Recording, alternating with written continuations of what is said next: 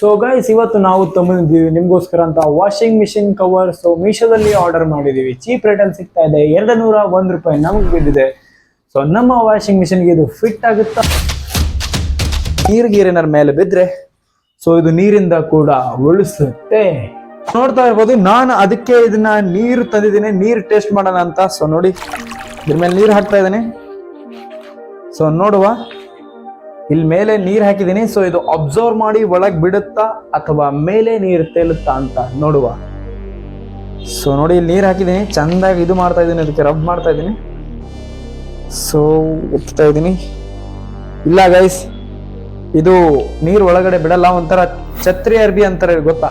ಕೊಡೆ, ಅಂಬ್ರೆಲಾ ಅರ್ಬಿ ಬಟ್ಟೆ ಅಂತಾರೆ, ಅದು ನಮ್ ಕಡೆ ಛತ್ರಿ ಅರ್ಬಿ ಅಂತಾರೆ. ಸೊ ನೋಡಿದ್ರೆ ಬ್ಯಾಕ್ ಸೈಡ್ ನೋಡಿದ್ರೆ ನಿಮಗೆ ಈ ತರ ಸಿಗ್ತಾ ಇರುವಂತದ್ದು. ಅಲ್ಲಿ ಒಂದು ಪೈಪು, ಇಲ್ಲಿ ವಾಟರ್ ಪೈಪ್ ಬರುತ್ತೆ, ಇಲ್ಲಿ ಕೇಬಲ್ ಬರುತ್ತೆ, ಪವರ್ ಕೇಬಲ್, ನಿಮ್ಗೆ ಗೊತ್ತಿರಬಹುದು. ಸೊ ಇಲ್ಲಿ ಕೆಳಗಡೆ ಒಂದು ಪೈಪ್ ಬರುತ್ತೆ, ಗೊತ್ತಾ? ಸೊ ಅಲ್ಲಿ ಹಾಕ್ಲಿಕ್ಕೆ ಕೂಡ ಒಂದು ಇದು ಕೊಟ್ಟಿದ್ದಾರೆ. ಸೊ ನಾನು ಸದ್ಯಕ್ಕೆ ಒಳಗಿಟ್ಟಿರೋದ್ರಿಂದ ಇಲ್ಲಿ ಸೈಡಿಗೆ ಇಟ್ಟಿದ್ದೀನಿ ಇದನ್ನ.